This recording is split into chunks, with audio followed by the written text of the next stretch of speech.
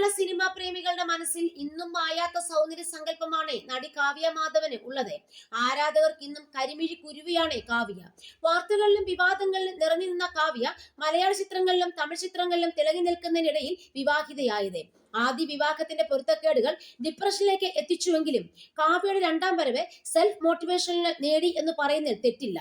രണ്ടാം വരവിലും സിനിമയിൽ നിറഞ്ഞാടുന്നതിനിടയിലാണ് ജനപ്രിയ നായകന്റെ ജീവിത നായികയെ കാവ്യ ഇൻഡസ്ട്രി വിട്ടതും.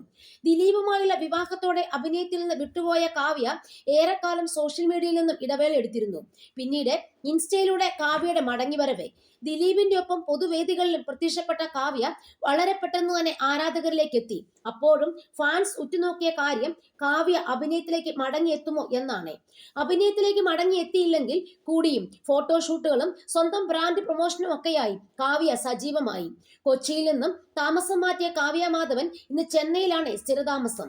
ചെന്നൈയിലും മലയാളി അസോസിയേഷൻ പരിപാടികളിൽ കാവ്യ പങ്കെടുക്കാറുണ്ട്. തിരക്കുകൾക്കിടയിലും വർക്കൗട്ട് മുടക്കാറില്ല. തുടക്ക സമയത്ത് ജിമ്മിൽ പോകാനോ ഹെവി വർക്കൗട്ട് ചെയ്യാനോ ഒന്നും കാവ്യ മെനക്കെട്ടിരുന്നില്ല.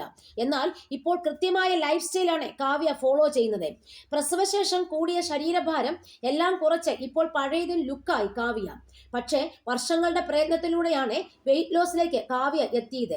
പ്രസവശേഷം ശരീരഭാരം കൂടിയ കാവ്യക്കെതിരെ ബോഡി ഷേമിംഗ് നടത്തിയവർ പോലുമുണ്ട്. എന്നാൽ അതിനെയെല്ലാം അതിജീവിച്ചുകൊണ്ട് മകൾക്ക് 7 വയസ്സായപ്പോഴേക്കും കാവ്യ പഴയ രൂപഭംഗിയിലേക്ക് എത്തി.